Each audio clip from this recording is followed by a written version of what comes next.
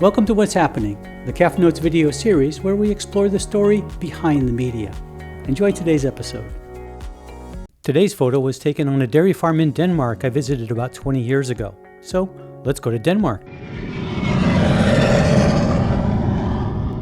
The bucket shows a huge amount of fines from the starter. This is a great example of a calf starter with poor pellet quality. So, what's happening? Fines are those small particles that break off feed pellets during manufacturing and handling. Chips!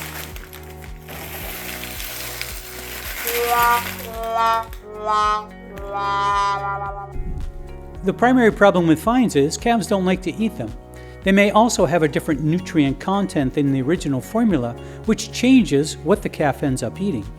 Here's an example of differences in nutrient content of a sample of pelleted turkey feed. The fines were separated and analyzed. You can see that the fines, in light blue on the graph, are lower in protein and higher in fat and zinc compared to the pellets. Fines also tend to be dusty and interfere with good calf starter intake. And when they get wet, they can form a mass in the bottom of the feed bucket that sticks there and can get moldy. Fines are a problem, and feed manufacturers usually work hard to minimize the amount of fines produced. Here are a few examples of problems with pelleted feeds on farms from around the world. The different colors are due to differences in ingredients used to make the pellets. In each case, you see powdery areas of residue that are the fines. These will eventually sift through the pellets to the bottom of the feeder. Here we have 3 examples of nice starters. In each case, the products are made and the fines occurring during the manufacturing process are removed using screens. Let's not put all the blame on the guys who manufacture the pellets. About 40% of variation in pellet integrity is due to the ingredients that go into the pellet. So if we select ingredients like wheat or use commercial pellet binders, pellet quality will be better. The remainder of the variation in pellet quality depends on how the product is manufactured. So what's happening? Fines are a problem for you and your calves. Here are a few resources to learn more about pellet quality.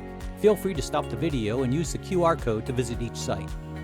This feedstuff article is a general review of the process of making pellets. And this article from Feed Additive magazine also discusses pellet quality in the context of animal performance. If you're in the business of formulating feeds, this Feed and Grain article might be of interest to you. And finally, if you want to take a really deep dive, this 30-minute lecture from Kansas State University faculty on pellet quality will be just right for you. Remember, calves crave quality pellets. Pellet quality is easy to discuss, but more challenging to do. However, calves need quality products to ensure good intake and growth. Just like us, calves prefer the whole product, like these chips, and not the fines. The products you feed should be high quality to enhance their intake. Well, that's it for today. Thanks for watching, and we'll see you next time.